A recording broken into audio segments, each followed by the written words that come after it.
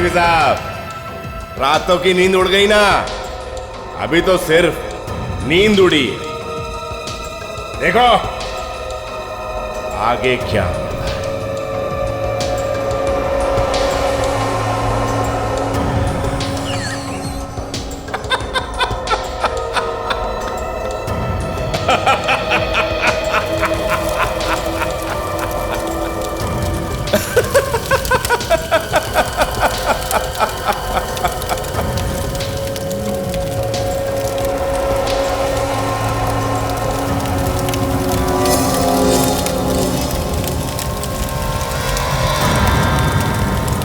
ये दोनों forensic doctors तो गए।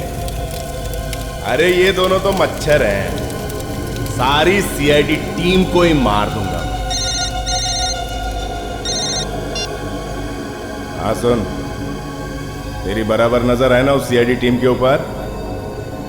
ठीक है, और अगर जरा सी भी लापरवाही की ना तो मातम के अलावा तेरे घर में कुछ नहीं होगा, कुछ नहीं।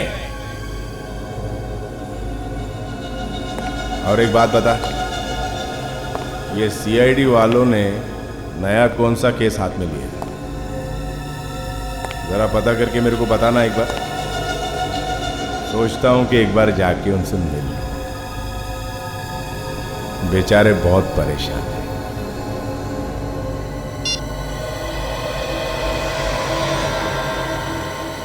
एसीपी प्रद्युमन, अगर दम है तो रोक ले, एक और गया तेरी टीम से।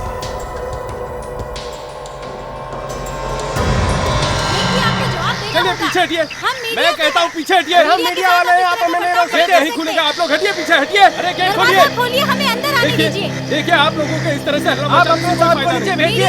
ये आप ठीक नहीं कर रहे, आप लोग अंदर नहीं आ सकते। हटिए, आप गेट खोलिए, आपको जवाब देना होगा।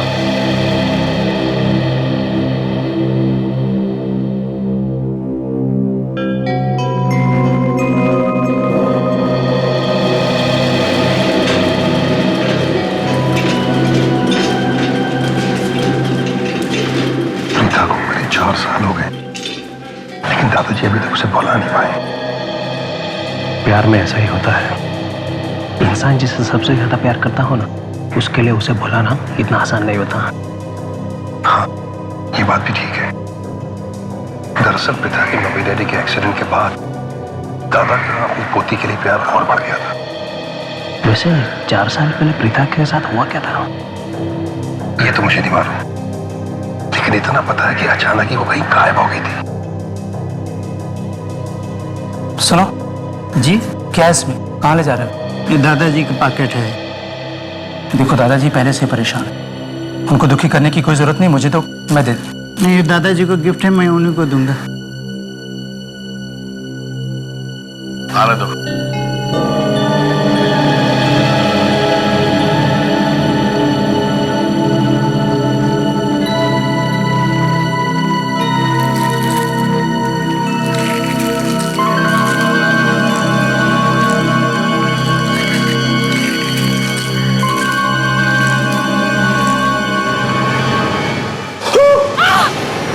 क्या हुआ? ये प्रीता की उंगली। राजेश जी, आप ये कैसे कह सकते हैं कि ये कटी हुई उंगली आपकी पोती प्रीता की ही है? उसी की है साहब, बिल्कुल उसी की है। ये अंगूठी देख रहे हैं आप? उसकी माँ ने उसे दी थी, बहुत अच्छी लगती थी उसे ये अंगूठी। मगर अभी कुछ देर पहले तो आपने कहा कि प्रथा 4 साल पहले गायब हो गई थी, उसे किसी ने मार दिया था। कहा, जब बहुत तलाश करने के बाद भी पिता हमें नहीं मिली तो हमें लगने लगा कि किसी ने उसे मार दिया है, लेकिन आज ये उंगली अंगूठी देख के लगता है कि वो जिंदा है कहीं। लेकिन राजेश जी, ये कैसे हो सकता है? जो लड़की 4 साल पहले मर चुकी हो, उसकी कटी हुई उंगली आज कैसे आ सकती है? इस उंगली के साथ देखिए, ये एक चिट्ठी भी आई थी, इसे देखिए।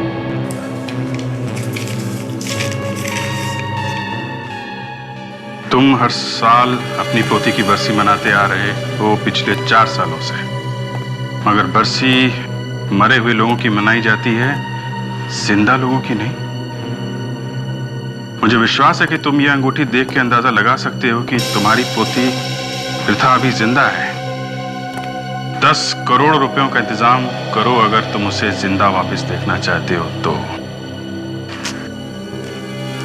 राजेश जी, अगर हम ये मान भी लें कि ये उंगली आपकी पोती प्रथा की है, मगर हम ये कैसे विश्वास करें कि वो जिंदा है? मेरा मन कहता है साहब, मेरा मन कहता है इसलिए कि 4 साल पहले भी हमें उसकी लाश वगैरह कुछ नहीं मिली थी।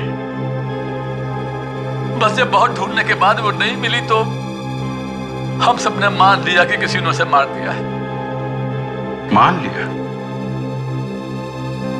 और आज 4 साल के बाद किसी ने कटी हुई उंगली और एक अंगूठी भेजी है और कहता है कि वो प्रथा की है। तो इतने दिन वो कहां था? पहले भी तो भेज सकता था वो, अगर उसे सिर्फ पैसे चाहिए थे तो। ये कोई चाल है। मगर किसकी चाल हो सकती है? ये आप लोग बताइए। आप लोगों की या उसके मम्मी डैडी की कोई दुश्मनी? नहीं, उसके मम्मी डैडी तो बहुत अच्छे लोग थे और दुश्मनी तो हमारी भी नहीं है किसी के साथ। तो फिर एग्जैक्टली हुआ क्या था आज से 4 साल पहले जब प्रथा गायब हुई थी? तो देखिए साहब, हमारे परिवार का ये दस्तूर रहा है कि साल में हम सब लोग एक जगह इकट्ठा होते हैं। आपस में मेल मुलाकात भी हो जाती है और कारोबार की, बिजनेस की बातें भी हो जाती हैं। बाहर की दुनिया को यह पता भी चल जाता है कि हम सब एक साथ हैं। तो फिर जिस दिन प्रथा गायब हुई थी, आई थी वो मुझसे मिलने, कह रही थी कि मुझे आपसे कुछ जरूरी बात करनी है। मैं एक मीटिंग में था, मैंने कहा कि मीटिंग के बाद बात करते हैं बेटा। तो मीटिंग के बाद मिले आप उससे? नहीं, बस आखिरी बार तभी देखा था उसे हमने। बहुत ढूंढा, बहुत तलाश किया, लेकिन वो ना हमें मिली ना कहीं पुलिस को। और 4 साल के बाद आज उसकी कटी हुई उंगली और फिरौती का लेटर आया है। इस उंगली को फोरेंसिक लैब में भिजवाते हैं।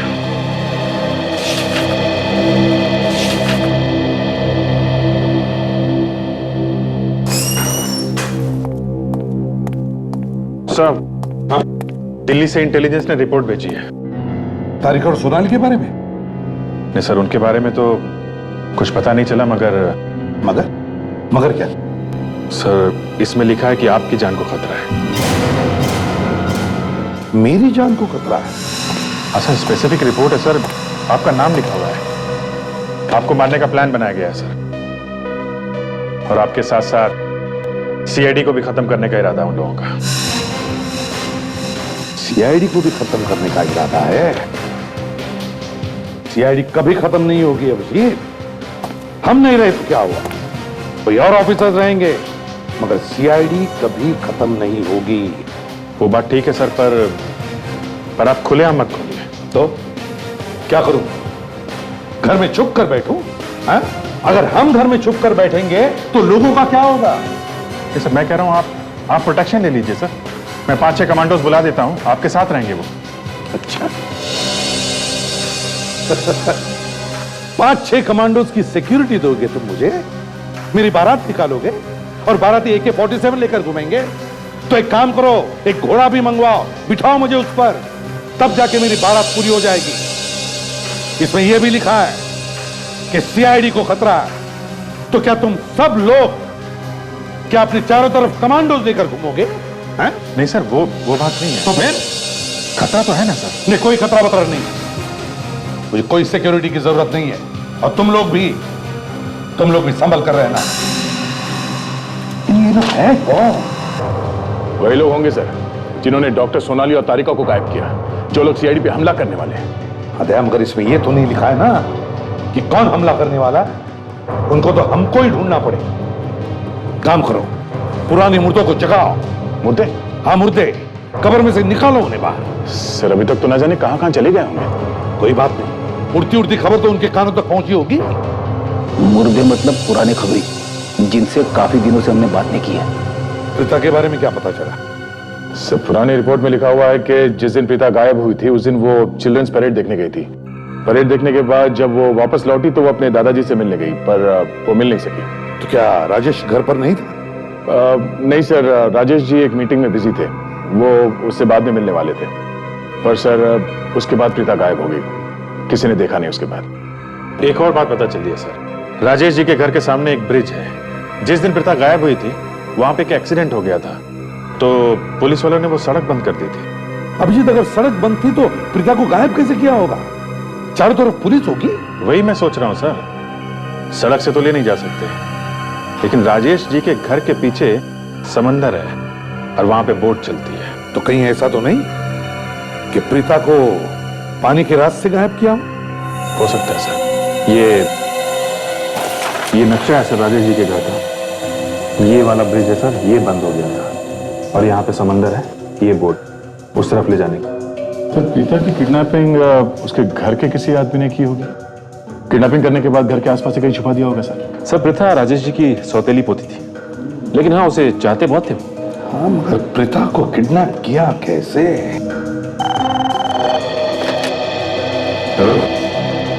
हाँ सर किसी घर में उसी के घर के आदमी की उंगली काट कर भेज दी जाए, उनके दिल पे क्या गुजरती है ये देख के दिल दहल गया। बस ये उंगली देखो कितनी पतली है ये, और ये अंगूठी कितनी बड़ी है। ऐसा लगता है निकल के गिर पड़ेगी। बिल्कुल गिर ही पड़ती। तो मुझे लगता है ये उंगली किसी बीमारी की वजह से तो पतली नहीं हो गई। हाँ सर, लेकिन परिवार वालों ने तो ऐसा कुछ नहीं बताया कि प्रीता को कोई बीमारी थी। फिर तो बॉस ये अंगूठी इस प्रथा की है ही नहीं।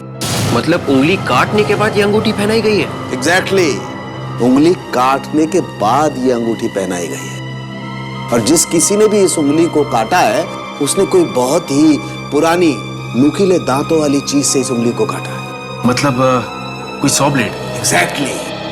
ये देखो खाल और मांस भी टेढ़ा मेढ़ा कटा हुआ है। और हाँ, ये आरी के नुकीले दांत साफ साफ दिखाई दे रहे हैं।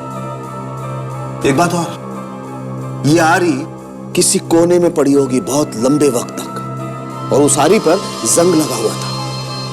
कितना तड़पी होगी ये बेचारी। हाँ, एक और बड़ी अजीब बात पता चली है। ये यहां देखो, ये पीले पीले निशान देख रहे हैं आप लोग, ये टोबैको के, तंबाकू के। जब भी कोई अपनी उंगलियों में दबाकर सिगरेट पीता है तो ऐसे निशान आते हैं। मतलब ये लड़की सिगरेट पीती थी? बिल्कुल, ये लड़की सिगरेट पीती थी। तो ऐसा हो ही नहीं सकता कि ये सिगरेट पीती होगी। विवेक भाई, ये उंगली तो यही बताती है। पर मैंने इस उंगली पर से थोड़ी सी खाल लेके टेस्ट करके भी देखा है। लेकिन डॉक्टर साहब, आप जो चीजें इसके बारे में बता रहे हो वो तो उससे मैच नहीं करती। ये भी तो हो सकता है कि ये उंगली इसकी ना हो। बस बिना डीएनए टेस्ट किए कुछ भी नहीं कह सकते। हाँ, मगर डॉक्टर इस उंगली का डीएनए मैच करेंगे कैसे? प्रीता तो सौतेली बेटी थी और उसकी मम्मी डैडी की मौत हो चुकी है कार एक्सीडेंट में। बॉस, तुम लोग एक काम करो, प्रथा के घर पे जाओ, फिर से चेक करो उसका कमरा, एक एक चीज। शायद कोई चीज मिल जाए, शायद कोई ऐसी चीज जिससे, जैसे हेयर ब्रश में अगर कोई बाल फंसा हुआ मिल जाए, उस बाल का हम डीएनए टेस्ट करके देखेंगे और फिर इस उंगली के डीएनए से मैच करके देखेंगे। सचिन, अगर डीएनए मैच हो गया तो ये उंगली प्रथा की है, नहीं तो नहीं। ठीक है डॉक्टर, प्रीता का कमरा चेक करते हैं। सर, यह है प्रीता का कमरा। जो भी चीज उसने जहां पर भी रखी थी हमने वहीं पर रख दी है। इस कमरे की साफ सफाई तो होती होगी ना? जी सर, साफ सफाई तो हमेशा होती है, पर जो भी चीज जहाँ से भी उठाते हैं हम वापस वहीं पर रख देते हैं। एक्चुअली सर, चित्रा जितना इस कमरे के बारे में जानती है और कोई नहीं जानता। यही करती है देखभाल इस कमरे का। कमरे में से कोई भी सामान बाहर तो नहीं गया? जी नहीं सर, एक्चुअली दादाजी का ऐसा सोचना था कि प्रीता कभी ना कभी तो वापस आ जाएगी। दादाजी तो किसी को इस कमरे में आने नहीं देते। वो तो आप लोग हैं जिन्होंने हाँ के। हमें इस कमरे की तलाशी लेनी है।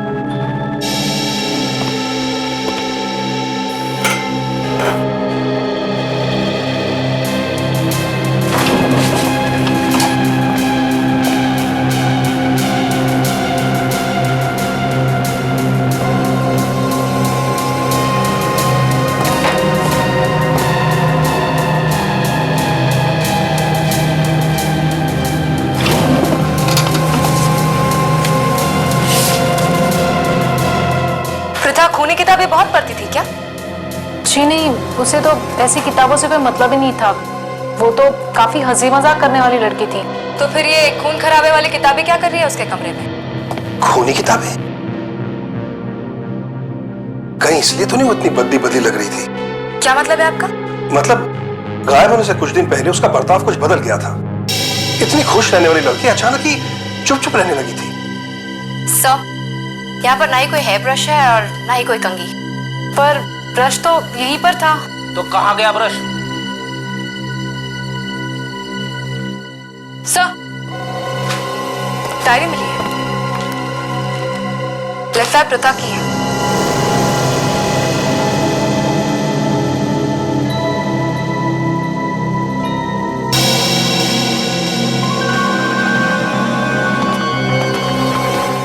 क्या बात है, बताओ। देखो, डरो मत, तुम्हें कुछ भी नहीं होगा। बताओ क्या बात है।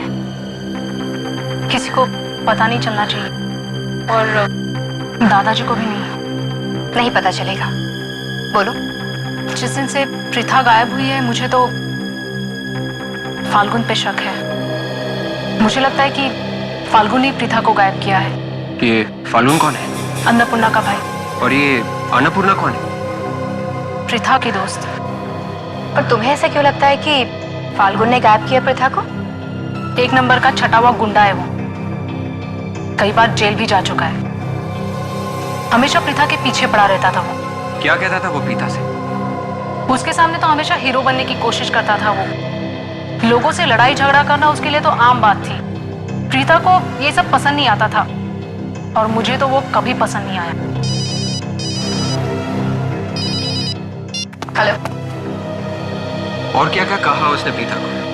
वो शादी करना चाहता था उससे। क्या? क्या बात है काजल? सब ठीक तो है ना? तुम्हारा चेहरा क्यों उतर गया? कुछ है विवेक, मैं बाद में बताऊंगी। मुझे अभी के अभी घर जाना पड़ेगा। सर से कह दोगे कि मैं घर चली गई हूँ, मैं जल्दी लौट आऊंगी। ठीक है, अपना ख्याल रखना। ये क्या है? सब पेज पे जो फोन नंबर्स लिखे हैं उनके सामने नाम लिखा हुआ है, मगर ये आखिरी जो पेज है इस पे 6 फोन नंबर्स लिखे हैं, उनके सामने किसी का भी नाम नहीं है। मतलब ये फोन नंबर्स नहीं है, ये कोई और ही नंबर है, ये कोई और ही चक्कर है। अरे दरवाजा खुला कैसे? अनुज! अनुज! अनुज कहाँ हो तुम? बाहर आओ। अनुज बताओ कहाँ चोट लगी तुम्हें? अनुज, अगर मजाक कर रहे हो ना तो बहुत बुरा होगा, कह देती हूँ। बाहर आओ अनुज। अनुज!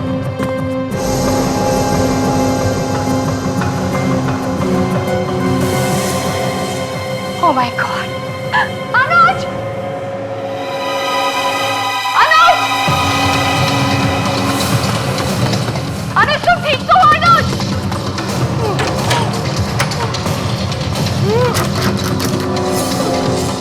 अनुज?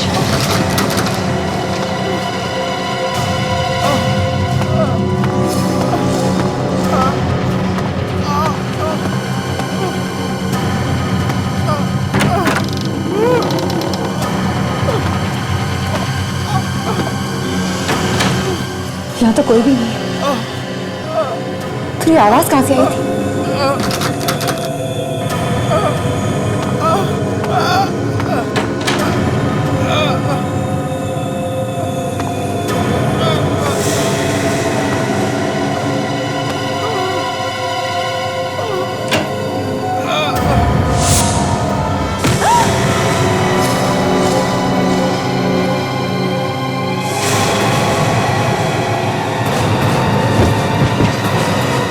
सर, प्रीता के घर से हमें जो डायरी मिली है, इसके पहले पेज पे सर उसने एग्जाम के डेट्स के बारे में लिखा है सर, और दूसरे पेज में दोस्तों से जो मुलाकात हुई थी उसके बारे में उसने लिखा है। और बाद में सर ये सब फोन नंबर्स हैं, ये सारे फोन नंबर्स उसके दोस्तों के सर, पर ये आखिरी में जो 6 नंबर्स है सर, इसके बारे में कुछ पता नहीं चल रहा है। मतलब सर इन नंबर से अभी तक सिर्फ इतना पता चला है कि जो नंबर 53 से शुरू हो रहे हैं वो हनुमंत नगर एरिया के हैं, और जो 63 से शुरू हो रहे हैं वो भिंड नगर एरिया के हैं सर। और सर इन नंबर्स के सामने जो कोड्स लिखे गए हैं RI, RL और RJ, वो शायद किसी के नाम के पहले 2 अक्षर। तो तुमने टेलीफोन लगा के देखा? हाँ सर, इनमें से कोई भी प्रीता को नहीं जानता। इनमें से कोई भी प्रीता को नहीं जानता? तो फिर ये टेलीफोन नंबर्स प्रीता के डायरी में आए कैसे? तो एक काम करो, तुम इन टेलीफोन नंबर्स के पीछे लगी रहो, पता लगाओ ये किसके नंबर्स हैं। हमारा खूनी इन्हीं नंबर्स में छुपा है। जरा प्रीता की दोस्त अन्नपूर्णा से मिलते हैं।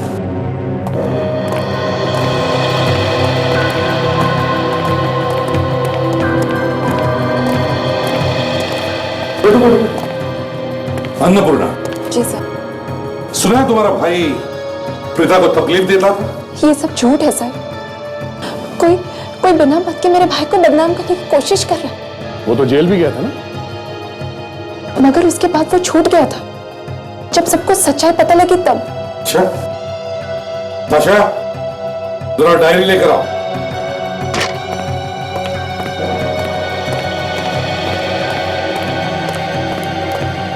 सर जैसे देखिए, इनमें से किसी नंबर को पहचानती हैं आप?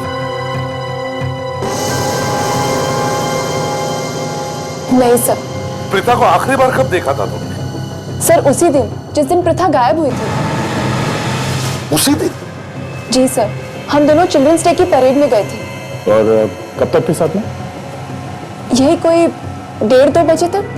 और कोई था तुम्हारे साथ? नहीं सर, सिर्फ हम दोनों थे। इनफैक्ट उस दिन हम दोनों ने बहुत सारे फोटोज भी क्लिक किए थे। तो क्या हम वो फोटोग्राफ देख सकते हैं? जी सर, मेरे घर पे है। काजल का वैसे क्या सर? काजल कह रही कि उसके भाई को चोट लगी है और वो उसे हॉस्पिटल लेके जा रही है। मगर दया, काजल ने SMS क्यों भेजा? टेलीफोन क्यों नहीं किया? मुझे तो कुछ गड़बड़ लग रही है दया, कुछ तो गड़बड़ है। CID की दुनिया से अलग एक हमारी भी दुनिया है जिसमें आपका स्वागत है।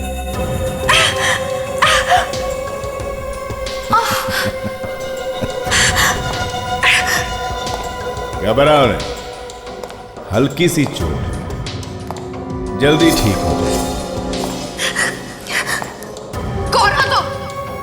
इतनी जल्दी भी क्या है, सब पता चल जाएगा। पहले तुम सब इकट्ठा तो हो जाओ, फिर आराम से सब कुछ बता दूंगा। मुझे किडनैप करने के लिए मेरे भाई का सहारा लिया? तुम CID वाले इतने बेवकूफ हो सकते हो, ये मुझे अब पता चला। दोनों की दोनों डॉक्टर्स किडनैप हो चुकी हैं, उसके बावजूद तुम मेरे जाल में फंस गई। हाँ? क्या किया तुमने डॉक्टर सोनाली और तारिका के साथ? वही जो अब तुम्हारे साथ होने जा रहा है।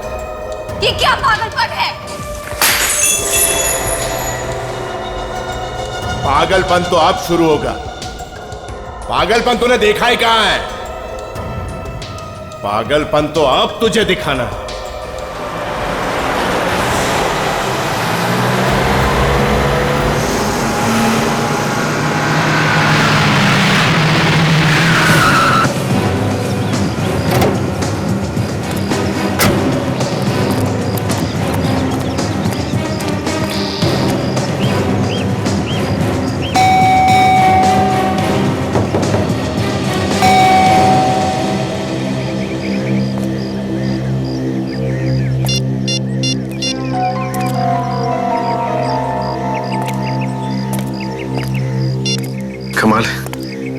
सीआईडी ऑफिसर का मोबाइल और स्विच ऑफ। पहले तो कभी ऐसा नहीं हुआ।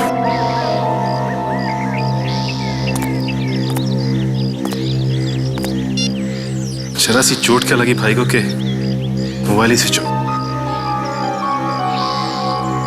कुछ गड़बड़ तो नहीं है?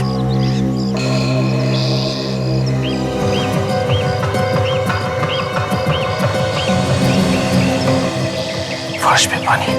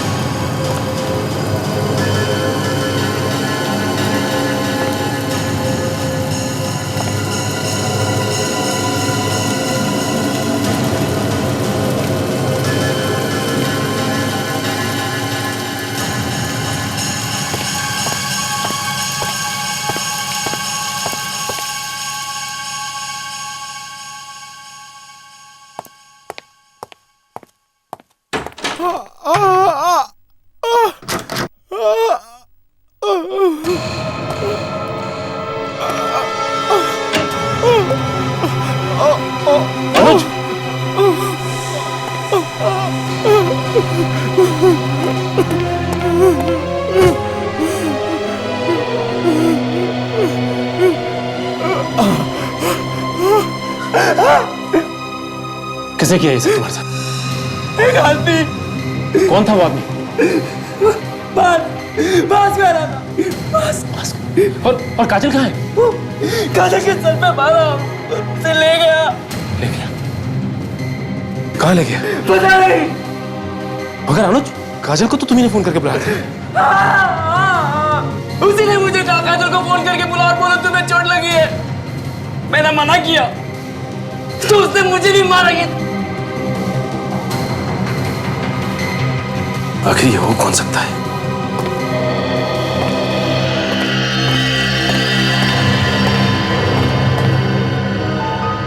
S+T? सर, एक लड़की अचानक से कैसे गायब हो सकती है सर? विवेक, राजेश जी के आसपास ऐसे बहुत सारे लोग हैं जिन्हें मालूम था कि प्रीता कब कहां जाती थी और कब वापस आती थी। हाँ सर, परेड से वापस घर आने के बाद ही वो गायब। सर, इसमें है वो फोटोग्राफ्स जो परेड में मैंने और प्रीता ने खींचे थे।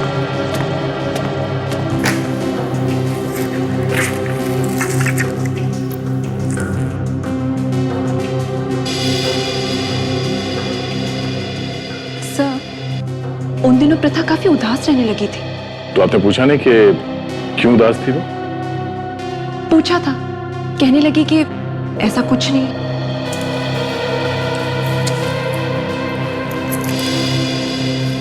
ये ज्यादातर फोटोग्राफ्स में ये प्रीता अपने दाएं तरफ देख रही है। ये देखिए, ये किसे देख रही है, कुछ मालूम है आपको? पता नहीं सर।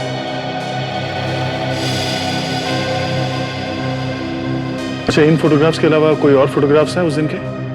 नहीं सर, सिर्फ ये फोटोग्राफ्स हैं।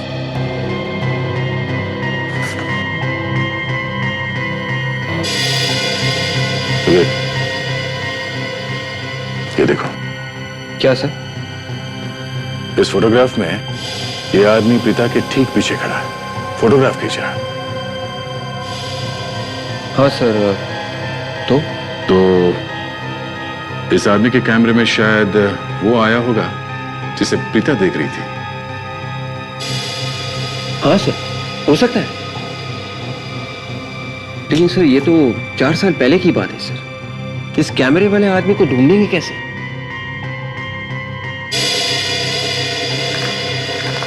एक मिनट, ये फोटो देखिए सर। इस फोटो में ये कैमरे वाला आदमी गाड़ी में बैठ रहा है। गाड़ी का नंबर कुछ ठीक से दिखाई नहीं दे रहा। इस औरत ने ढक दिया है नंबर को। और ये गाड़ी के कांच पे कुछ एक स्टिकर जैसा कुछ लगा हुआ है। जरा मैग्नीफाइंग ग्लास देना। Yes sir. लीजिए सर।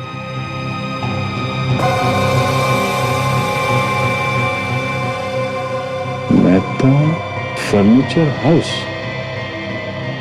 Mehta furniture house. तो यहां से पता चल सकता है कि ये दोनों है कौन।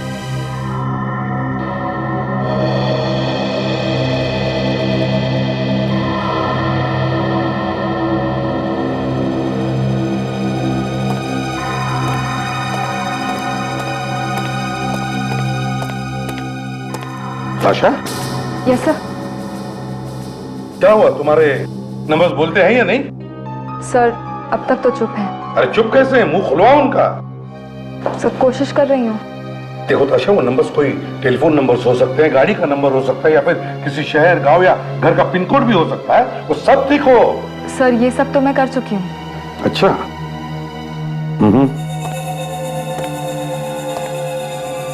एक बात बताओ, क्या प्रथा के घर वालों ने उसके हॉबीज के बारे में कुछ बताया? वो क्या करना पसंद करती थी? सर हॉबीज का इन नंबर्स से क्या लेना देना? ताशा, हॉबीज का नंबर्स के साथ लेना देना है। पता चलेगा तुम्हें, पहले बताओ तो सही। प्रथा के घर वाले बोल रहे थे कि प्रथा को म्यूजिक, डांस और किताबें बहुत पसंद है। किताबें? मैंने कहा ना ताशा, पुराने क्लासिक्स के पेज नंबर्स के साथ साथ उनके पैराग्राफ के भी नंबर्स आते हैं। तो ये नंबर्स तुम अपने कंप्यूटर में फीड करो, किताबों में देखो, देखो क्या निकलता है।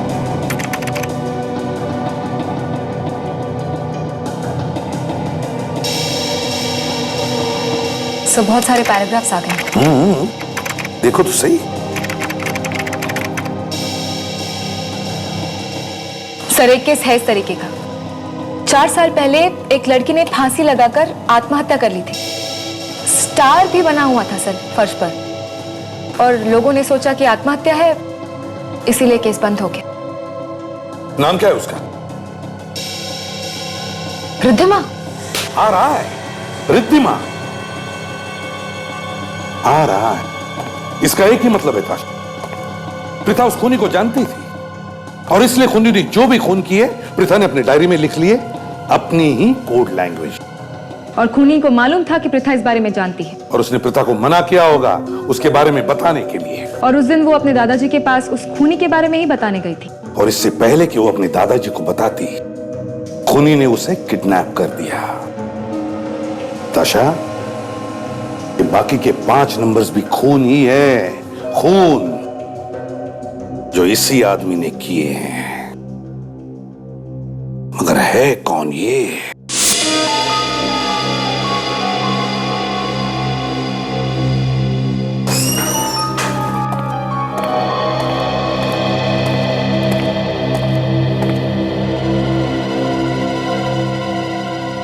ये कौन है? सर ये काजल का भाई है। क्या? काजल का भाई? क्या हुआ इसको? सर इसे किसने मारा पीटा और कबर्ड में बंद करके रखा था। किसने? पता नहीं सर। मगर काजल कहाँ है? बड़ी काजल को किसी ने किडनैप कर लिया है। क्या? हाँ सर, जिस आदमी ने इसे बांध के रखा था ना सर, वही काजल को भी लेके गया है। Damn it!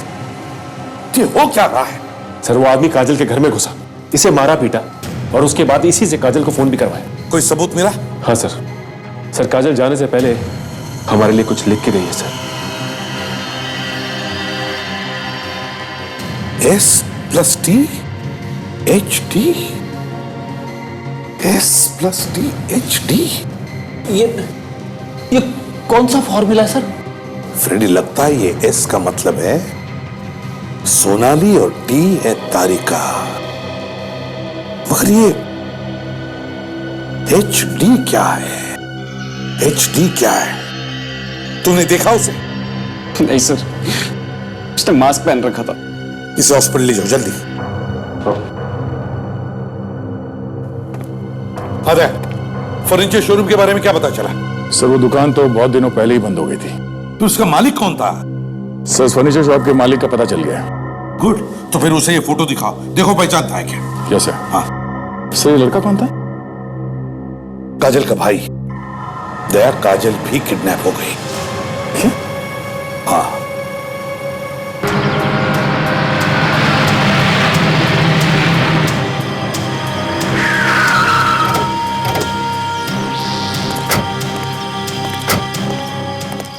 सर 4 साल पुरानी बात है, पता नहीं इस फर्नीचर वाले को याद भी हो कि ना।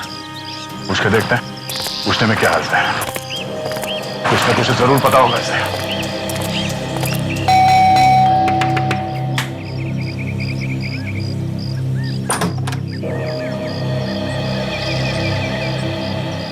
माफ करना भाई, मैंने पहचाना नहीं आपको।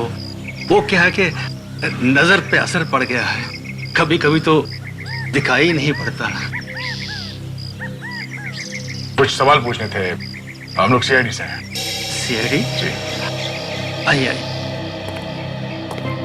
जी, बोलिए क्या मदद कर सकता हूं मैं आपकी? ये फोटो ध्यान से देखिए और ये बताइए कि ये कौन है जिसके हाथ में कैमरा है?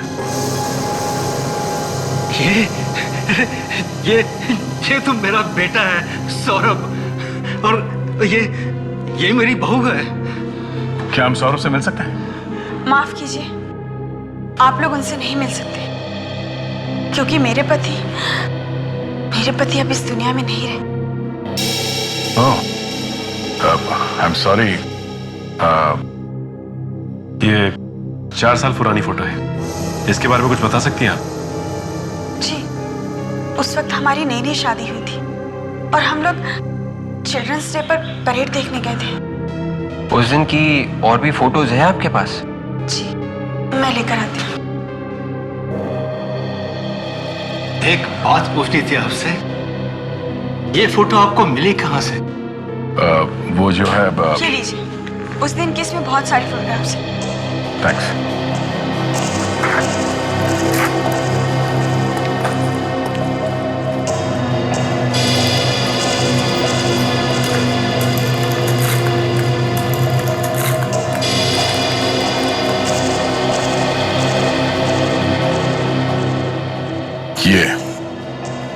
ये है वो आदमी जिसकी हमें तलाश थी, मगर इस फोटो में भी इसका चेहरा कुछ साफ दिखाई नहीं दे रहा है। दया, ये बात तो समझ में आ गई कि प्रीता ने अपने डायरी में जो नंबर के सामने कोड लिखे हैं वो उन 6 लोगों के नाम के पहले अक्षर हैं जिनको बड़ी बेरहमी से उस आदमी ने मारा है। सर, प्रीता को खूनी के बारे में पता चल गया होगा, इसीलिए उसने प्रीता का भी खून कर दिया। हाँ, मगर एक बात समझ में नहीं आ रही है कि प्रीता को उस खूनी के बारे में पता चला कैसे, और फिर उसने किसी को बताया कैसे नहीं, सिर्फ अपने डायरी में ही क्यों लिखा? देखिए सर, जैकेट ने अपना रंग दिखा दिया है। R&C, मतलब राजेश एंड कंपनी का लोगो है ये। सर, इन 5 खून और मिस्टर राजेश की कंपनी का कुछ ना कुछ आपस में कनेक्शन जरूर है। वो कैसे? सर, जहां जहां पे मिस्टर राजेश ने अपने नए ऑफिस खोले वहां पे ये खून हुए, और वो भी जिस दिन कंपनी खुली उस दिन। ओह, अच्छा, है कौन वो जो ऑफिस के इनॉग्रेशन के दिन वहां पर था? सर, इसका हमने पता लगा लिया है। कौन है वो? मयंक और अक्षय। मयंक और अक्षय?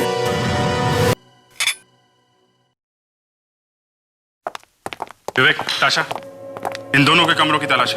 Yes sir. ये क्या हो रहा है?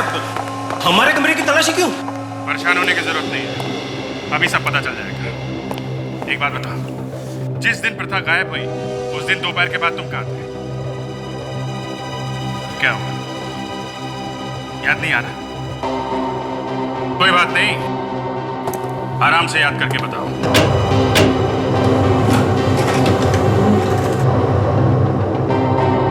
हाँ सर, याद आया। उस दिन मैं अपनी गर्लफ्रेंड के साथ था, नताशा। अरे वाह, बड़ी जल्दी याद आ गया सर इसे। उस दिन प्रथा एक परेड में गई थी, उसके बारे में कुछ याद है? नहीं, मुझे कुछ याद नहीं है। मैं सच कह रहा हूँ, मुझे कुछ याद नहीं है। ठीक है, तुम्हारी गर्लफ्रेंड को याद होगा? हाँ, उसे जरूर याद होगा, लेकिन इस वक्त वो कहाँ पर है मुझे नहीं पता। क्यों? वो तुम्हारी गर्लफ्रेंड है ना? थी। दरअसल उसके साथ मेरे संबंध उसी दिन टूट गए थे और तब से मैं उसे मिला ही नहीं हूं। बड़ी अजीब बात है। कोई बात नहीं। मैन जी, आप आप कहां थे उस दिन? सर मैं तो यहाँ था ही नहीं, दिल्ली गया था एक कॉर्पोरेट मीटिंग के लिए, और उस दिन मेरी फ्लाइट भी छूट गई थी, इसलिए मैं लेट पहुंचा था। अच्छा। एक बात बताइए, आप लोगों में से जैकेट कौन पहने? ब्राउन कलर की, जिसमें आपकी कंपनी का लोगो लगा हो। मेरे पास ऐसा कोई जैकेट नहीं है, और वैसे भी दादाजी की कंपनी के साथ मेरा कोई लेना देना ही नहीं है। इस तरह की जैकेट तो मेरे पास है ही नहीं, और मैं तो जैकेट पहनता ही नहीं। नहीं। आप में से एक आदमी झूठ बोल रहा है। कौन है वो? अपने आप बता दो। सर, जिस जैकेट की तलाश थी वो जैकेट मिल गई है सर, एक अलमारी में। ये देखिए। किसके कमरे से मिली है? मयांक। मिस्टर मयांक, तुम तो कह रहे थे कि तुम जैकेट पहनते ही नहीं हो, तो फिर ये जैकेट तुम्हारे पास कहां से आई? मुझे नहीं मालूम, मैं सच कह रहा हूं। तुम्हारे कमरे में, तुम्हारी अलमारी में ये जैकेट मिली है, और तुम कहते हो कि तुम्हें कुछ नहीं मालूम। तो इससे क्या साबित हो जाता है? मेरे अलमारी में से जैकेट मिलने से क्या यह साबित हो जाता है कि खून मैंने किया? जिस दिन प्रथा गायब हुई थी, उस दिन तुम्हारी कंपनी ने एक नई ब्रांच खोली। तो उस उद्घाटन समारोह में तुम भी थे, और तुमने यही वाली जैकेट पहनी थी। बस गोली मार दूंगा मैं इनको, बहुत हो गया। बड़े दिनों से मैं तुम लोगों का नाटक देख रहा हूं। देखो, होश में आओ, गोली चल जाएगी। तो तू है वो जिसने मेरे फूल सी बच्ची को बेदर्दी से कत्ल किया है। अरे तुझे जरा भी दया नहीं आई उस पर? ऑफिसर, इसे मत छोड़ना, कड़ी से कड़ी सजा देना इसे। सजा तो इसे जरूर मिलेगी। मैंने कभी सपने में भी नहीं सोचा था कि तू ऐसा कर सकता है। देखो, तुमने जब प्रीता को मार दिया था, तो फिर उसकी उंगली तुमने क्यों भेजी अभी? ये सब मैंने पैसों के लिए किया है। पैसे नहीं थे मेरे पास, और मुझे ड्रग्स चाहिए थे। ड्रग्स के लिए मैंने पैसे लिए।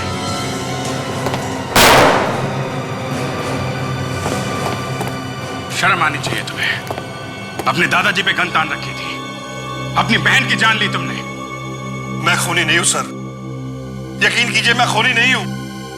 इन्होंने मुझे खूनी बनाया, इन्होंने। हाँ,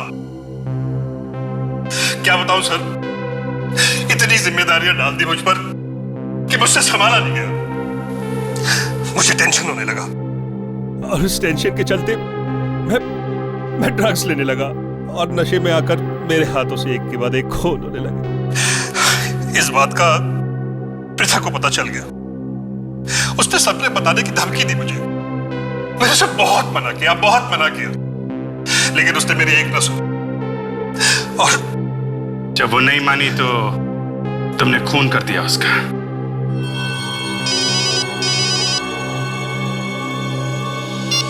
हेलो, हाँ बोल रहा हूं। क्या काजल का अभी तक पता नहीं चला?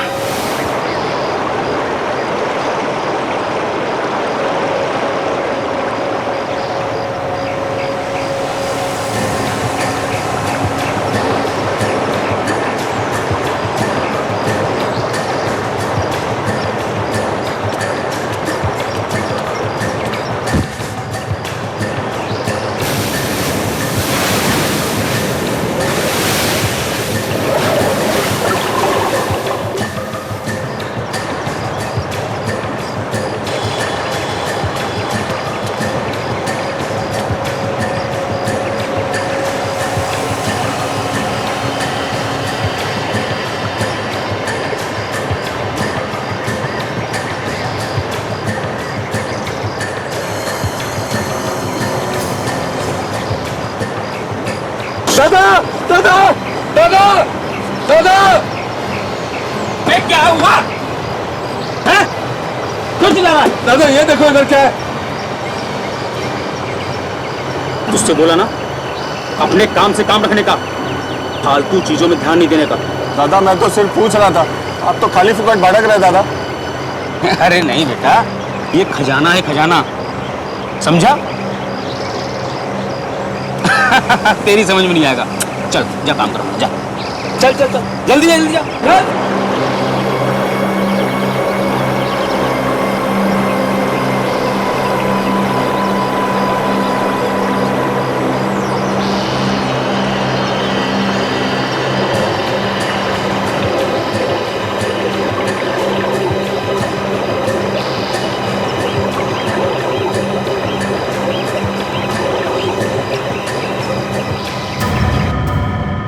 सोनाली और तारिका दोनों को किडनैप कर लिया? इतनी हिम्मत किसने की होगी? और इन्हें किडनैप किया क्यों है? चाहता क्या है वो? यही तो चक्कर है दया। इस किडनैपर के बारे में हमारे पास कोई सुराग नहीं है, ना हमें यह पता कि ये किडनैपिंग क्यों कर रहे हैं। जो कोई भी है, बहुत बड़ी हिम्मत की है सीआईडी से टक्कर लेने की। तारिका और सोनाली को तो हम ढूंढ निकालेंगे ही, मगर ये किडनैपर, ये जो भी कोई है, ये हमारे हाथों से नहीं बच सकता। सर, ये फॉरेंसिक के डॉक्टर्स को किडनैप करने की क्या वजह हो सकती है? कहीं ऐसा तो नहीं कि कभी पहले हमने इस मुजरिम को सजा दिलवाई हो? हाँ सर, और कोई मकसद तो नजर नहीं आ रहा। हो सकता है कि वो हमसे बदला ले रहा हो।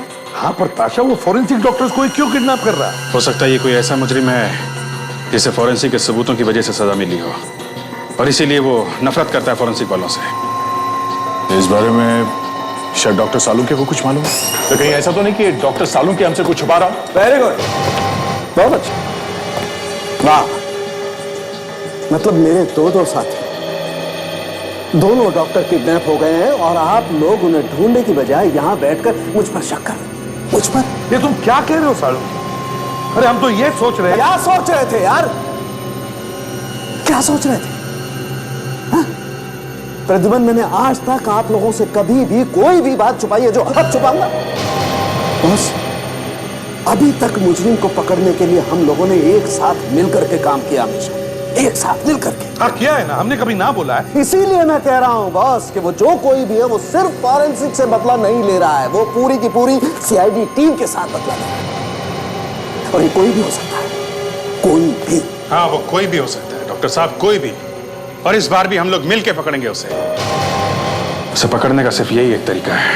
ये वीडियो सालुंके, ये वीडियो। हाँ सर, ये वीडियो ही हमें उस तक पहुंचाएगा। सविता, मैं तुमसे रोज कहता हूँ कि थोड़ा जल्दी निकला करो। अरे इतनी रात को कोई वॉक पे निकलता है क्या? और फिर तुम्हें मालूम नहीं है कि आजकल चोरी चकारियां कितनी बढ़ गई हैं। नंदन, तुम तो ऐसी बातें करते हो जैसे हम 10-20 लाख जेब में लेकर रोज निकलते हैं, और फिर हम बूढ़ों से भला कोई क्या ले जाएगा? सही कहा।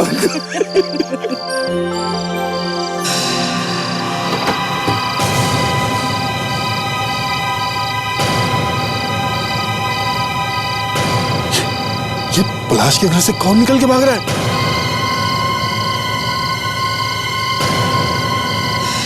तुमने देखा? उसकी शर्ट पे खून लगा हुआ था। हाँ, लगता है पलाश के घर में कोई गड़बड़ है। चलो चलकर देखते हैं। पता नहीं साहब को रोज रात में कभी चाय कभी जूस पीने की तलब क्यों पड़ी। रोज रात में सोने की परेशानी। इतनी रात को कौन हो सकता है? साहब ने तो कुछ बताया नहीं कि कोई आने वाला है। आज रात को तो अपना जागरण ही लगता है।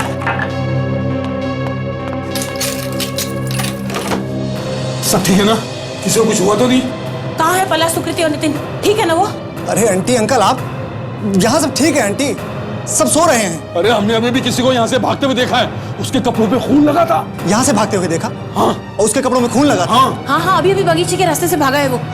लेकिन मैं तो यहीं सो रहा था, मैंने कुछ नहीं देखा। अभी 5 मिनट पहले नितिन साहब ने ये जूस मंगवाया तो मैं जूस लेके ऊपर जा रहा था और आप लोग आ गए। लेकिन हमने अभी भी उसे यहाँ से बाहर भागते हुए देखा है। तुम सो रहे होंगे इसलिए तुम्हें कुछ सुनाई नहीं दिया।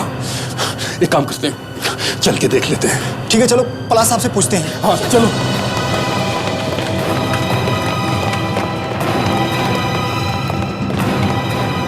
पलाश साहब, दरवाजा खोलिए। पलाश दरवाजा खोलो। पलाश साहब, दरवाजा खोलो।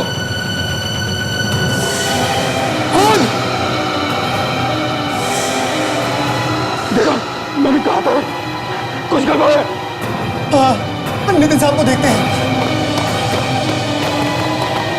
नितिन साहब, दरवाजा खोलिए। नितिन साहब, घर में कुछ हो गया है।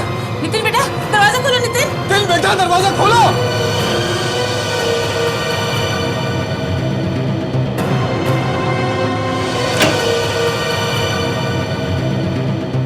नंदन अंकल, सविता आंटी, आप लोग इस वक्त यहाँ? साहब घर में कोई घुस आया था, इन लोगों ने देखा साहब, और पलाश साहब और दीदी जी दरवाजा नहीं खोल रहे साहब, और उनके दरवाजे के नीचे से खून निकल रहा है साहब। क्या बकवास कर रहे हो तुम? अगर मैं देखता हूँ।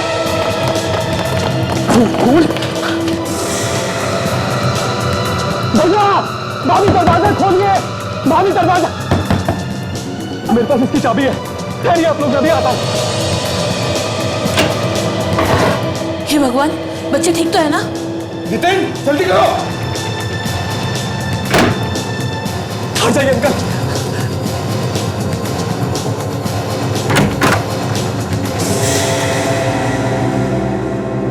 पलाश भैया, पलाश भैया, भाभी, पलाश भैया कहाँ हैं आप? पलाश भैया,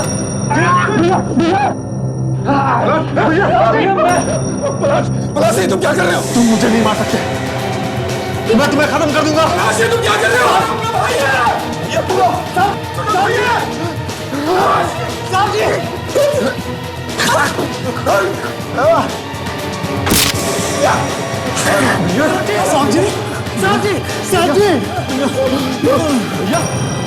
भैया सॉरी भैया, लगता है ऐसा कुछ हो गया।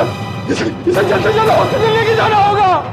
सूरज, तुम जल्दी जाओ, ड्राइवर को कह के गाड़ी निकालो, जल्दी जाओ जल्दी। भैया, सुकृति, सुकृति कहाँ है? भैया, भैया आके खोल।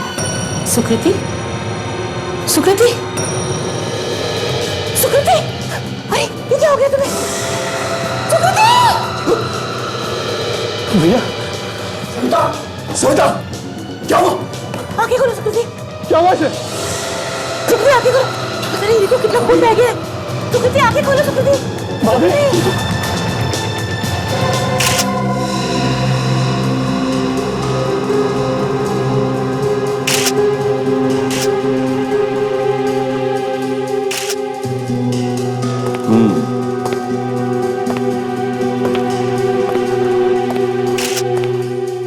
जी 4 बार चाकू मारा गया है सर इसे। सर ये खून पैसों के लिए नहीं किया गया है, घर में से कुछ भी चुराया नहीं गया सर। घर को देख के लगता है कि वो आदमी सुकृति की जान लेने के लिए आया था यहाँ पे। नंदन जी, आप कह रहे थे कि आपने रात को 1 बजे एक आदमी को पलाश के घर के बाहर से भागते हुए देखा है ना? यस सर, उसकी कमीज पे खून लगा था सर, और मैं देखने के लिए अंदर आया, यहाँ किसी को कुछ पता ही नहीं था। और नितिन, तुमने इनके आने से पहले किसी को देखा नहीं था और कोई आवाज भी नहीं सुनी? हाँ? नहीं सर, मैंने तो भैया और भाभी के साथ ही खाना खाया था और फिर हम सोने चले गए। उसके बाद क्या हुआ मुझे कुछ नहीं पता सर। कुछ नहीं पता? और आप सूरज जी, आपको क्या पता है? जी साहब, मैं भी इन सबके अपने अपने कमरे में जाने के बाद ही सोने को गया था साहब। सब घर के अंदर कौन घुसा मुझे भी कुछ नहीं पता साहब। अच्छा, तुमने भी किसी को नहीं देखा? जी। है ना बड़ी अजीब बात है? सुकृति का खून होता है उसी के खुद के कमरे में, और उसका पति पलाश कुछ बता नहीं सकता है, बोल नहीं सकता, क्योंकि उसे शौक लगा है, और खूनी खून करके भाग जाता है। और आप में से किसी ने भी कुछ भी नहीं सुना है? वाह वाह दया सर, ये लोग तो कहते हैं कि सुकृति के कमरे का दरवाजा अंदर से बंद था। सर, हाँ एक मिनट सर। हाँ सर, ये देखिए खिड़की के बाहर लेज पे जूतों के निशान हैं।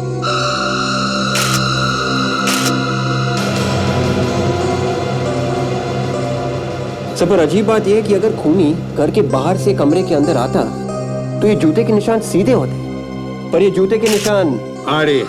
Yes sir, exactly. इसका एक ही मतलब है दया कि खूनी बाजू वाले कमरे में से खिड़की के रास्ते सुकृति के कमरे में घुसा।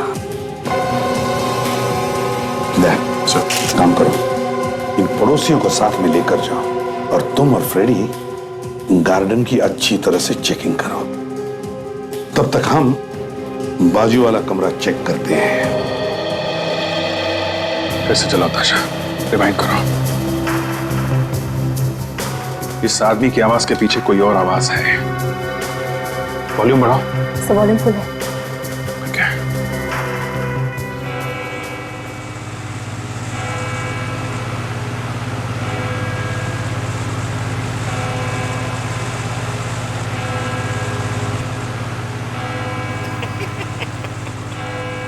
तुम मुझे नहीं मार सकते क्योंकि ये तो किसी पंखे की आवाज लगती है। पंखा ही है ताशा, एग्जॉस्ट फैन है। ये देखो, ये पीछे की दीवार पे परछाई है, एग्जॉस्ट फैन की परछाई है। मैं इसकी बात नहीं कर रहा हूँ, इसकी आवाज के अलावा कोई और आवाज भी है। फिर से चलाओ, फिर से चलाओ।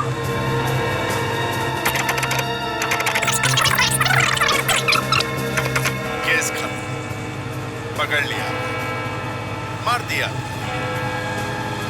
मुझे मार दिया। तुम मुझे नहीं मार सकते क्योंकि तुम सीआईडी वाले बेवकूफ बेवकूफ। तो ये तो चर्च की घंटी की आवाज। चर्च की घंटी की आवाज, इसकी बात कर रहा था मैं। चर्च की घंटी की आवाज और एग्जॉस्ट फैन। ये एग्जॉस्ट फैन तो उसी जगह पे होता है जहाँ पे कोई फैक्ट्री हो, गोडाउन हो या फिर गैरेज वगैरह हो। तो ये गैरेज में यहाँ पर 2 टायर्स रखे हुए, पीछे 2 बाइक हैं, ये गैरेज में। और ये गैरेज किसी ऐसी जगह पे है जहाँ आसपास कोई चर्च है। मेरा एक खबरी है, मैं उससे पता करता हूँ।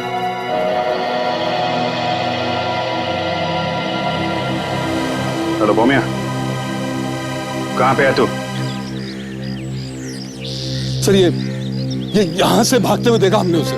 यहाँ से? हाँ सर, वो दीवार लांग के भागा।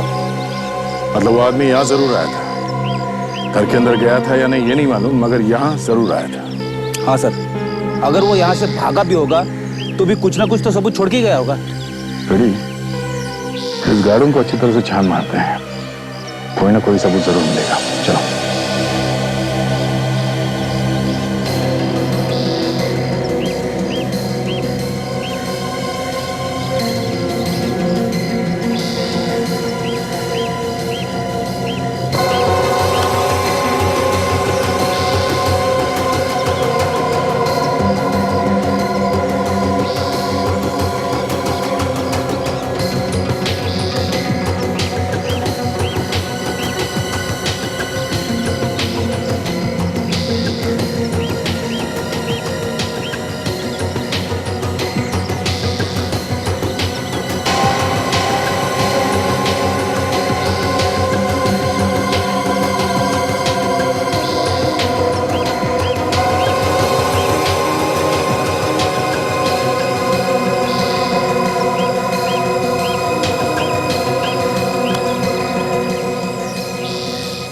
वॉलेट,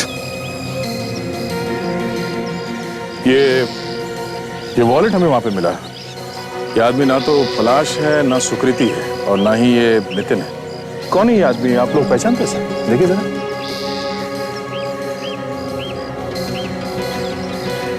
नहीं सर, ध्यान से देखना। क्या ये वही आदमी है जो कल रात को यहाँ से भागा था?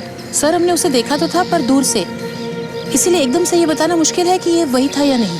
अच्छा, शक्ल से कोई इसे पहचानता नहीं है। इस ड्राइविंग लाइसेंस में इसका नाम रवीश लिखा हुआ है। कभी किसी ने ये नाम सुना? नहीं सर। नहीं सर। ठीक है, इसे तो हम ढूंढ ही लेंगे, पर इस पलाश को दिखाते ही फोटो, शायद वो इसे पहचान ले। तो ये है नितिन का कमरा। देखते क्या मिलता है। विक, ढूंढो अच्छी तरह से।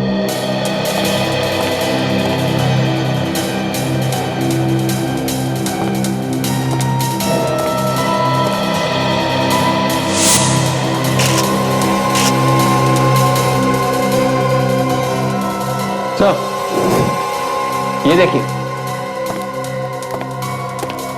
यहां पे भी जूतों के निशान। इसका मतलब खूनी पहले यहाँ आया सर, नितिन के कमरे, और फिर यहाँ से पलाश के कमरे में गया। तभी तो उसके जूतों के निशान हैं इस कमरे में से बाहर जाने के। सर, हमें नितिन से पूछताछ करनी चाहिए। नहीं, पहले वो सबूत इकट्ठा करो, वो जूते, और इस निशान से मैच करके देखो नितिन के जूतों को।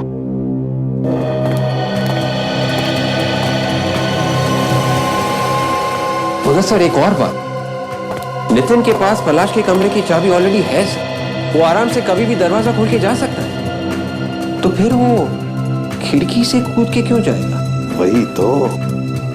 वही तो मैं भी सोच रहा हूं कि खिड़की से ही क्यों बाहर जाएगा, जबकि उसके पास इस दरवाजे की चाबी है। तो फिर क्यों नितिन खिड़की से बाहर जाएगा? छोड़ दो मुझे, छोड़ दो, हाथ मत लगाओ, छोड़ दो। तुमने सुप्रीति को मार डाला, अब क्या मुझे मारोगे? छोड़ दो मुझे, छोड़ दो। खूनी हो तुम लोग, खूनी हो तुम लोग। कितना हाइपर है सर ये, पूछताछ कैसे करेंगे इससे? जितनी दवाइयां देंगे इसे शांत करने के लिए, इसे नींद से वापस आने में उतना ही वक्त लगेगा। बहुत भारी शौक लगा है इसे अपनी बीवी की मौत का। हम अगर कभी तो शौक में से बाहर आएगा ये, या ऐसे ही रहेगा ये कायम का? ये तो वक्त ही बताएगा। अरे क्या आप कह रहे हो? हमसे ज्यादा आप जानते हैं इसके बारे में। इसके साथ क्या हो रहा है ये तुम्हें अच्छी तरह से पता है। देखिए डॉक्टर साहब, हमें इस पेशेंट के साथ बात करनी है। इसने देखा है उस कमरे में क्या हुआ है, समझा? ये तो कहना बहुत ही मुश्किल है कि कब तक ठीक होगा। वैसे हम इसे शांत करवाने की कोशिश कर रहे हैं, फिर देखते हैं। तुम मुझे मार दोगे। फिर गवाह हमारे सामने है और हम यहाँ खड़े होकर तमाशा देख रहे हैं। वैसे मुझे एक चीज मिली है, शायद वो आपके कुछ काम आ सके। क्या? एक मिनट लाता हूं, जल्दी लाइए। सर, डूबते हुए को तिनके का सहारा ही सही। क्या पता सचिन, वो तिनका ही हमारे काम आ जाए।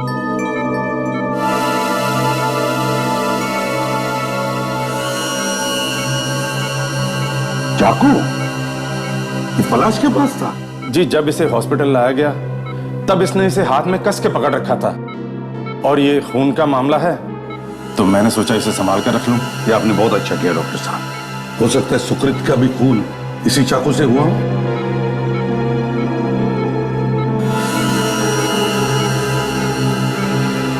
क्या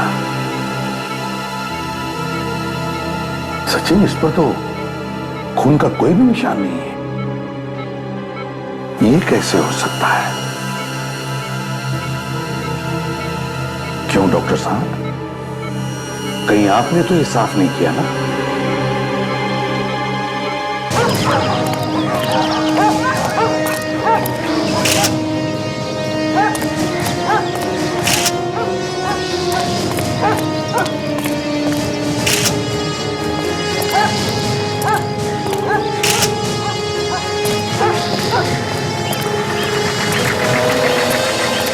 अरे भाई, दोनों किडनैप हो गए। सीआईडी वालों की भी किडनैपिंग हो रही है आजकल। किडनैपिंग हो रही है या नहीं ये तो वक्त बताएगा। पहले तू बता, तुझे क्या मालूम है? बहुत खतरा साहब। मुझे समझा मत, टाइम बहुत कम है, जल्दी बता। साहब सीधे सीधे तो पता नहीं साहब, मगर उड़ती उड़ती खबर सुनी। क्या सुना है? साहब वो सुन के तो मेरे हाथ पैर भी खुल गए साहब। सीआईडी वाले डॉक्टरों को हाथ लगाया है। कौन वो? ये तो मालूम नहीं, मगर बहुत बड़ा आदमी है साहब। लेकर कहाँ गया होगा ये तो पता चला होगा ना? शायद किसी गैराज में लेके गया मैडम। गैराज? कौन सा गैराज? मगर मेरा नाम नहीं आना चाहिए साहब। तू गैराज का नाम बता। आ रही हूँ बाबा, आ रही हूँ। हमें रविश से मिलना है, वो यही रहता है ना? हाँ यही रहता है, पर वो है कहाँ आपको पता है? इसका मतलब रमेश घर पे आए नहीं? नहीं, पर आप लोग कौन हैं? हम लोग सीआईडी से हैं। सीआईडी? जी हाँ, सीआईडी से।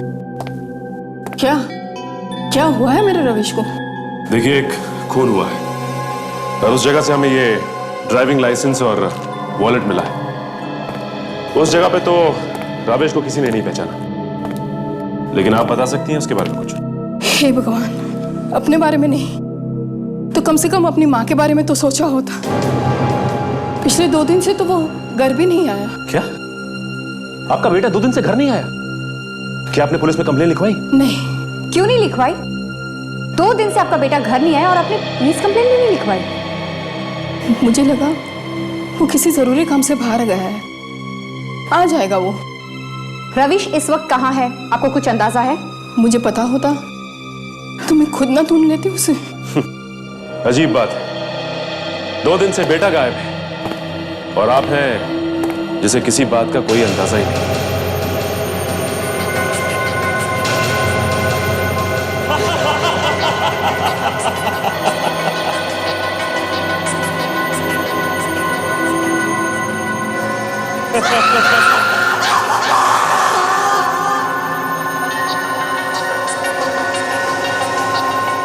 देखो, अब तक मुजरिम को ढूंढने के लिए हम लोगों ने मिलकर के काम किया, एक साथ।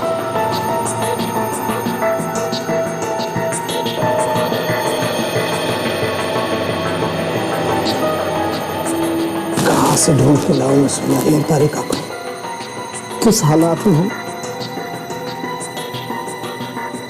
ऐसा क्यों लग रहा है कि और भी कुछ बहुत बुरा होने वाला है?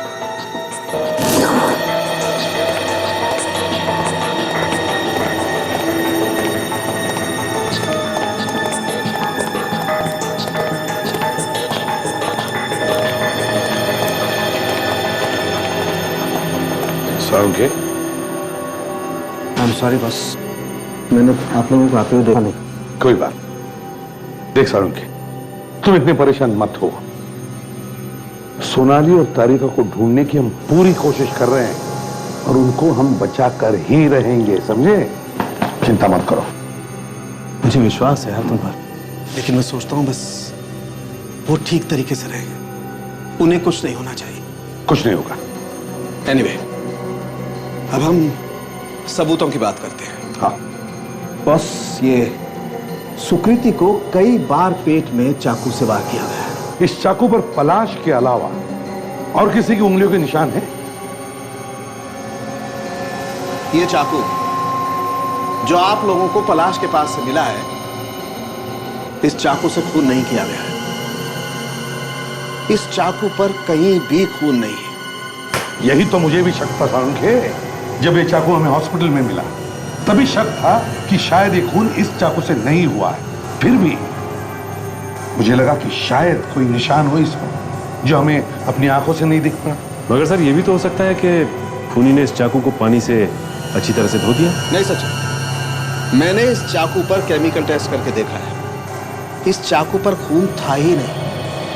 एक और बात, सुकृति का खून जिस चाकू से हुआ है वो इस चाकू से काफी बड़ा है, इसलिए इस चाकू से उसका खून नहीं, ये पक्का है। मतलब पलाश ने अपनी जान बचाने के लिए कहीं से ये चाकू उठा लिया। शायद पलाश ने तो अपनी जान बचाने की कोशिश की, लेकिन ये नितिन का कुछ गड़बड़ है। क्या मतलब है सर? आप लोगों को जो जूते के निशान खिड़की के बाहर से मिले थे, वो दरअसल नितिन के जूते के ही निशान हैं।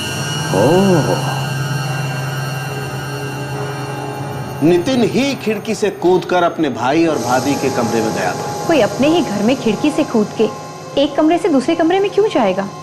नितिन,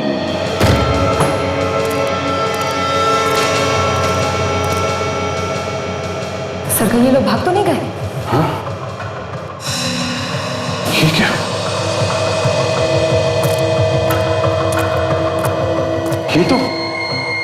ये तो वही जगह है। हाँ सर, रस्सियां भी लगी हुई है। रस्सियां हैं मगर वो दोनों कहाँ हैं? वो दोनों यही थे। डॉक्टर सोनाली और डॉक्टर तारिका को उसने सही ही बांध कर रखा था। वो जो कोई भी है, उसे हमारे आने के बारे में खबर मिल गई थी, इसलिए भाग गया लेके हमको। अगर सोनाली और तारिका को कुछ भी हुआ तो मैं... वो देखिए,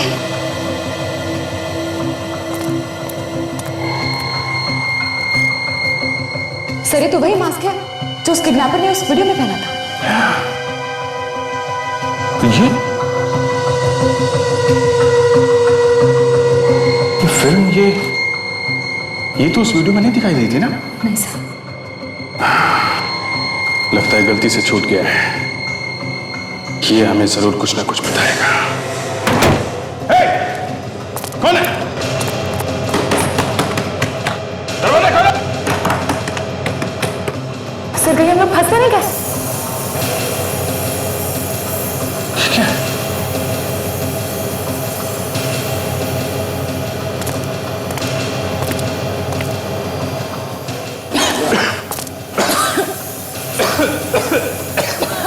ये तो जहरीली गैस है।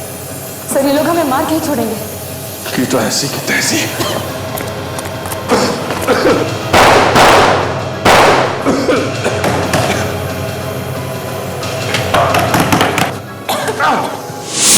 नितिन, ये तुम्हारे जूतों का निशान है और ये वो निशान है जो पलाश और सुकृति के कमरे के खिड़की पर हमें मिला है। और दोनों निशान एक जैसे हैं। बड़ी बड़ी अजीब बात है सर ये तो। हाँ, बहुत अजीब बात है ये। अजीब तो हमें भी लगा कि जब तुम्हारे पास पलाश के कमरे की चाबी थी तो फिर खिड़की से क्यों गए? चाबी होते हुए भी अपने भैया भाभी के कमरे में चोरी करने के लिए खिड़की से गए। चोरी करने के लिए नहीं गया, ये अपने भैया भाभी का खून करने के लिए गया। नहीं सर, ये सब झूठ है सर। हाँ मेरे पास चाबी थी लेकिन मैं खिड़की से गया क्योंकि पलाश भैया ने तिजोरी में कोर्ट के पेपर रखे हुए थे। वो इस घर के पेपर्स हैं सर, मुझे तिजोरी से वो निकालने थे। तो फिर दरवाजे से क्यों नहीं गया है? जबकि तुम्हारे पास चाबी थी। उस वक्त घर पे कोई नहीं था सर, और फिर तभी तो मेरी हिम्मत हुई कि मैं तिजोरी से वो पेपर निकाल के लेकर आया। रविश के बारे में क्या मालूम है तुम्हें? सर मैंने आपसे छुपाया सर। दरअसल मैं डर गया था सर। भाभी शादी से पहले से ही रवीश को जानती थी, लेकिन फिर भी उसने पलाश भैया से शादी की। शायद यही सोच के सर रवीश ने भाभी का खून किया सर। एक एक करके बातें बाहर क्यों आ रही है? जल्दी से दिमाग का ढक्कन खोल और जो कुछ मालूम है फटाफट बोल, समझा? साहब कुछ दिन पहले की बात है साहब, जब पलाश साहब घर पे नहीं थे तो रवीश यहाँ पे आया था और उसका सुकृति मैडम से झगड़ा हुआ। कैसा झगड़ा? हाँ? साहब वो भाभी जी को कह रहा था कि मेरे साथ चल, सारे पैसे और जेवर लेके। ये सुन के भाभी जी गुस्से में हो गई तो उसने भाभी जी को जान से मारने की धमकी दी साहब। जान से मारने की धमकी दी थी? अच्छा, तब कुछ तो गड़बड़ है, कुछ तो गड़बड़ है।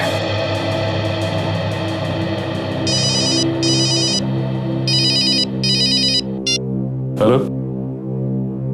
हाँ? क्या? कहां पे? ठीक है सर, एक पब्लिक पार्क में एक लड़की की लाश मिली है। लड़की की लाश? काम करो तुम और फ्रेडी, जाओ जाकर देखो।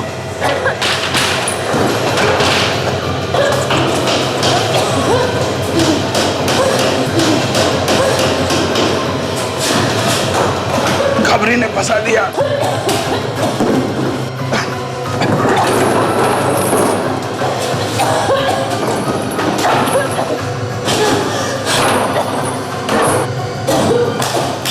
जा हटो।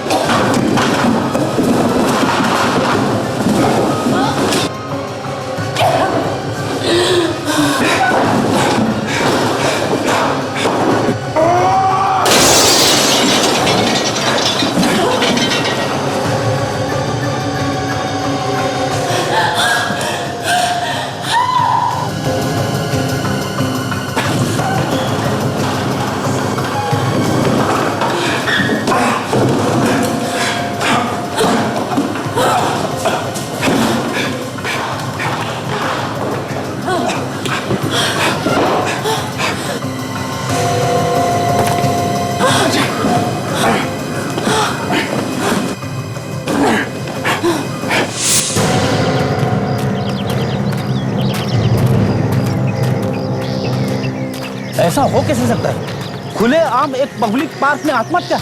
फ्रेडी, कमाल की बात तो यह है कि ऐसा करते हुए उसे किसी ने देखा तक नहीं। ये खड़ा है वॉच पर।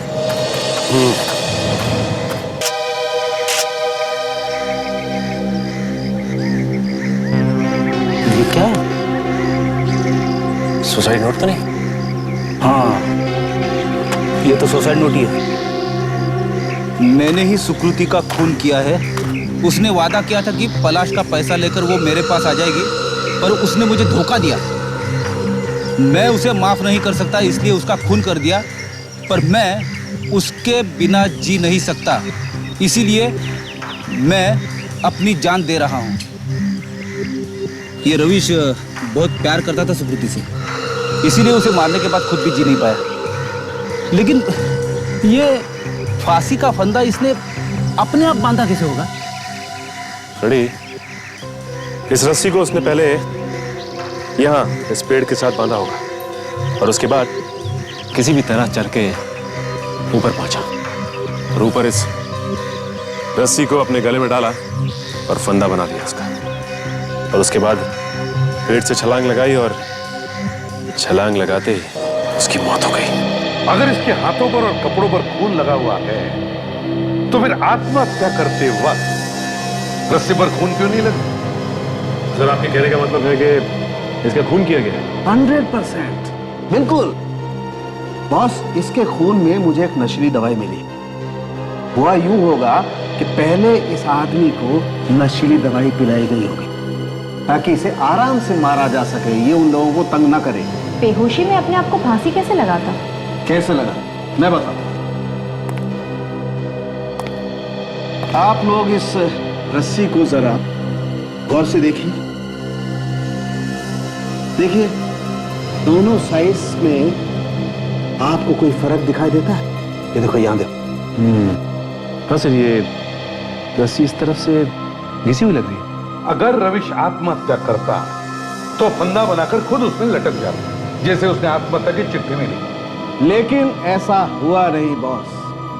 तो इसका मतलब हुआ ये होगा कि पहले इसके गले में फांसी का फंदा बना करके लगाया गया होगा और फिर रस्सी को खींचा गया होगा इसे लटकाने के लिए। इसलिए रस्सी पे घिसने के निशान बने। हाँ, और जिसने भी रविश का खून किया है उसने ये दिखाने की कोशिश की कि रविश ने आत्महत्या की। लेकिन एक बात समझ में नहीं आ रही है कि जो खून के दाग है इसके हाथों पर और कपड़ों पर, वो किसके हैं? बॉस, वो खून इसके पेट में जो चोट लगी है शायद वहां से आया, लेकिन उसके पहले मुझे इसके खून को टेस्ट करना पड़ेगा और सोनाली के सुकृति के खून के साथ मैच करके देखना पड़ेगा। I'm sorry यार, दिमाग में बात बैठ ही नहीं रही है कि सोनाली और तारिका भी लैब में नहीं है। कोई बात नहीं साळुंखे, लेकिन एक बात ध्यान में रखना, अभिजीत और ताशा उन्हें ढूंढने में लगे हैं, कुछ नहीं होगा उन्हें। तो सर, इसका मतलब है कि रविश ने सुकृति का खून नहीं किया है? ये हम अभी कह नहीं सकते सचिन, क्योंकि हमें यह पता नहीं कि उस कमरे में क्या हुआ है और क्या नहीं। मगर ये खून बड़े प्लानिंग के साथ हुआ है, इसीलिए किसी ने वो नकली आत्महत्या की चिट्ठी इसके पॉकेट में डाल दी। उस हैंडराइटिंग से पता कर सकते हैं कि वो आत्महत्या का नोट लिखा किसने। बिल्कुल। इस नितिन और सूरज को उठाओ। सर, ये राविश की हैंडराइटिंग है और ये वो लेटर है जो आपको उसकी जेब से मिला? जी हाँ, ये हमने रविश के घर से उठाया था और बाकी जो है वो सूरज और नितिन के हैं। पर ये सुसाइड नोट तो उसने नहीं लिखा। ये लेटर रविश ने नहीं लिखा, तो फिर कौन लिखेगा? किसी और के साथ मैच होता है? नहीं, ये लेटर तो किसी और के साथ मैच ही नहीं करता। ओ यार, क्या हुआ सर? कुछ पता चला कि ये हैंडराइटिंग किसकी है? आराम से, आराम से। मगर तुमने ये कैसे नहीं पूछा कि रविश को क्या हुआ है? I'm so sorry सर, वो भाभी के खून और भैया की तबीयत को लेके इतना परेशान हो के समझ में नहीं आ रहा है। हाँ साहब, हम तो बस यही चाहते हैं कि मुजरिम पकड़ा जाए साहब। अरे हम भी तो वही चाहते हैं कि खूनी पकड़ा जाए। अच्छा ये बताओ, ये किसने लिखा है? मुझे नहीं पता ये किसने लिखा है सर। अरे, इसे तो पहले से पता है कि ये लेटर रविश ने नहीं लिखा है। ऐसा कुछ नहीं है सर। चलो ठीक है, तुम लोग जा सकते हो। वैसे तो खूनी के बारे में हमें सब कुछ पता चल ही गया है। और जाओ भाई।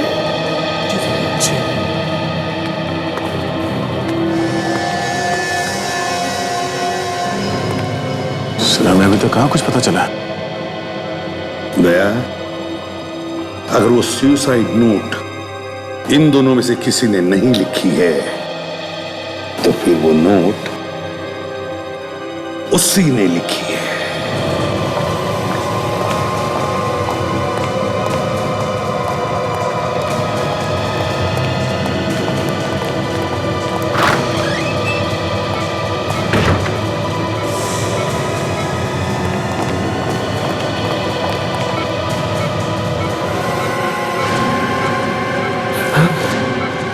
कौन हो तुम?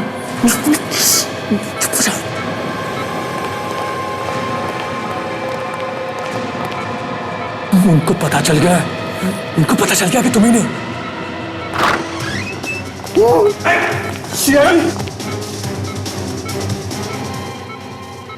क्यों? हमें देखते ही दिमाग खुल गया? बोलने लगे तुम? ये आप लोग ठीक नहीं कर रहे। एक मरीज के साथ आप ऐसा नहीं कर सकते। चुप!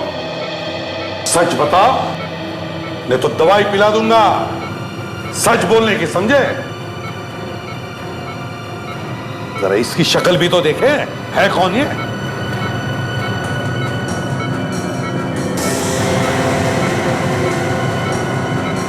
ओह, नितिन।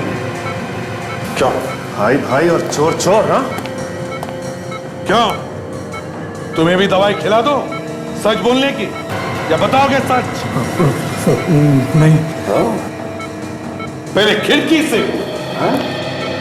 और अब चुपके से हॉस्पिटल में भी आ गए। क्यों? अब वो आप क्यों? हकला क्यों रहे हो? सच अटक गया है तुम्हारे गले में? उगाल दूं? सचिन, खिला दे इसे दवा। हाँ सर, तू दवाई खा ही ले, अपने आप बोलना शुरू कर देगा। आप लोग ऐसे शक नहीं कर सकते। सबूत नहीं है आप लोगों के पास कोई। आप लोग फंसा रहे हैं मुझे, फंसा रहे। रुक जाओ।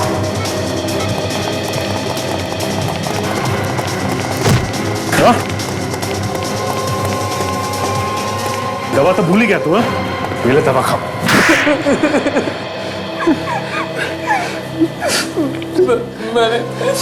मैंने ये सब अपने भैया के लिए किया था। तेरी बीमारी का इलाज तो मैं हॉस्पिटल में ही कर देता था, अगर आसपास डॉक्टर्स ना होते।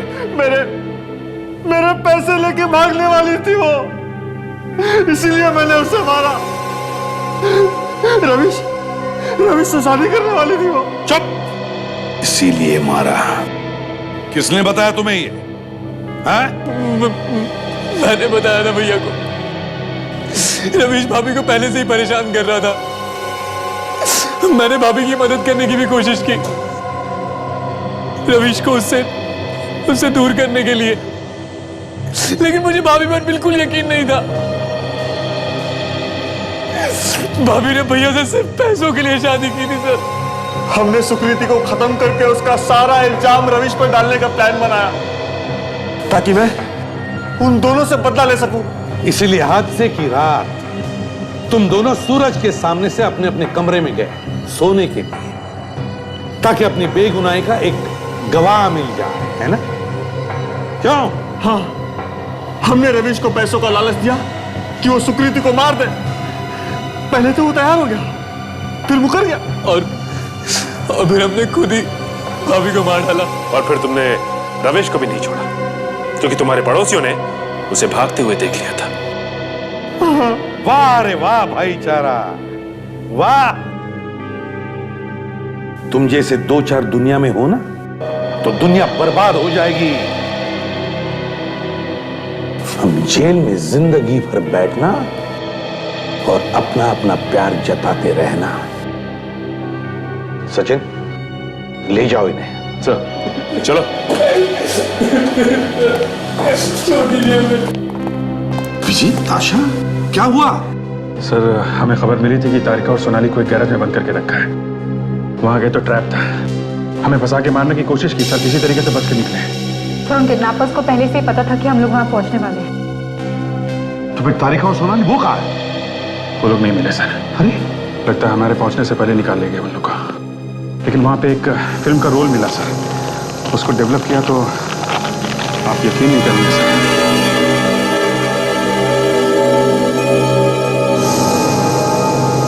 अभिजीत, ये तो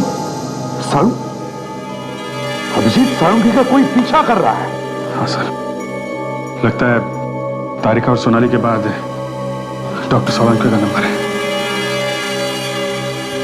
My God, ये जो कोई भी है हमारे साथ एक बहुत बड़ा डेंजरस गेम खेल रहा है।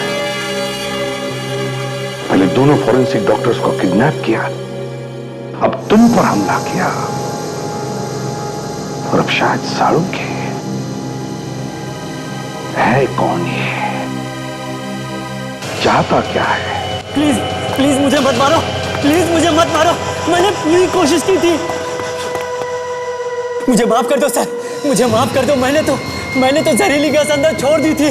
दोनों को चारों तरफ से बंद भी कर दिया था सर।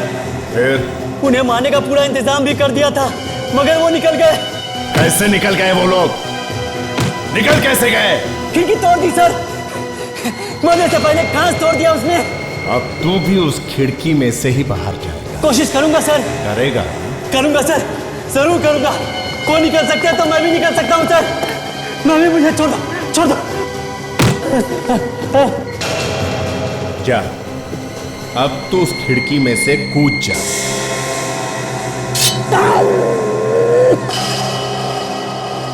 हर गलती की सजा सिर्फ मौत होती है, सिर्फ मौत। ले जाओ इसको।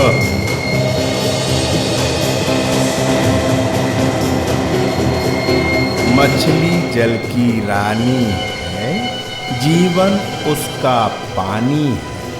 हाथ लगाओगे तो डर जाए, बाहर निकालोगे तो मर जाए।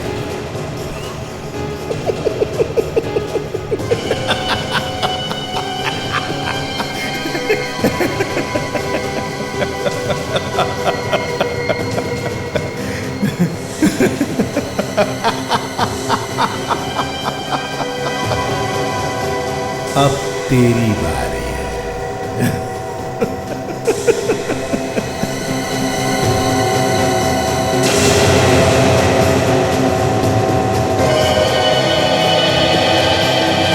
इस तरह के और भी एपिसोड देखने के लिए हमारे चैनल को सब्सक्राइब करें और बेल आइकन दबाना ना भूलें।